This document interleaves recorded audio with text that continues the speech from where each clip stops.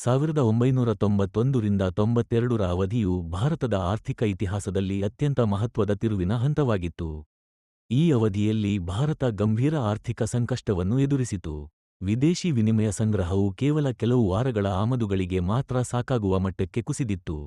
ಹೆಚ್ಚುತ್ತಿರುವ ರಾಜಸ್ವ ಮತ್ತು ವಾಣಿಜ್ಯ ಕೊರತೆಗಳು ಆರ್ಥಿಕ ಸ್ಥಿರತೆಯನ್ನು ಹದಗೆಡಿಸಿತು. ಇದರ ಪರಿಣಾಮವಾಗಿ ಭಾರತವು ಅಂತಾರಾಷ್ಟ್ರೀಯ ಹಣಕಾಸು ಸಂಸ್ಥೆಗಳಾದ ಐಎಂಎಫ್ ಮತ್ತು ವಿಶ್ವ ಬ್ಯಾಂಕ್ನಿಂದ ನೆರವು ಪಡೆಯಬೇಕಾಯಿತು. ಈ ಸಂಕಷ್ಟಕ್ಕೆ ಪ್ರತಿಕ್ರಿಯೆಯಾಗಿ 1991 ರಿಂದ 92ರಲ್ಲಿ ಹೊಸ ಆರ್ಥಿಕ ನೀತಿಯನ್ನು ಜಾರಿಗೆ ತರಲಾಯಿತು. ಈ ನೀತಿಯು ಉದಾರೀಕರಣ, ಖಾಸಗೀಕರಣ ಮತ್ತು ಜಾಗತೀಕರಣ (ಎಲ್ಪಿಜಿ) ಎಂಬ 3 ಮುಖ್ಯ ತತ್ವಗಳ ಮೇಲೆ ಆಧಾರಿತವಾಗಿತ್ತು.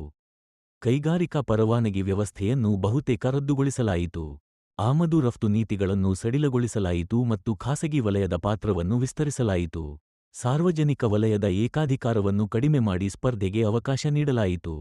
ಈ ಸುಧಾರಣೆಗಳ ಪರಿಣಾಮವಾಗಿ 1991 ರಿಂದ 92ರಲ್ಲಿ ಆರ್ಥಿಕ ಬೆಳವಣಿಗೆ ನಿಧಾನವಾಗಿದ್ದರೂ, ಮುಂದಿನ ವರ್ಷಗಳಲ್ಲಿ ಬಲವಾದ ಬೆಳವಣಿಗೆಗೆ ಬುನಾದಿ ಸಿದ್ಧವಾಯಿತು. ಹೂಡಿಕೆ ವಾತಾವರಣ ಸುಧಾರಿಸಿತು, ವಿದೇಶಿ ಬಂಡವಾಳ ಆಕರ್ಷಿತವಾಯಿತು ಮತ್ತು ಭಾರತೀಯ ಆರ್ಥಿಕತೆ ಜಾಗತಿಕ ಆರ್ಥಿಕತೆಯೊಂದಿಗೆ ಹೆಚ್ಚು ಏಕೀಕೃತವಾಯಿತು.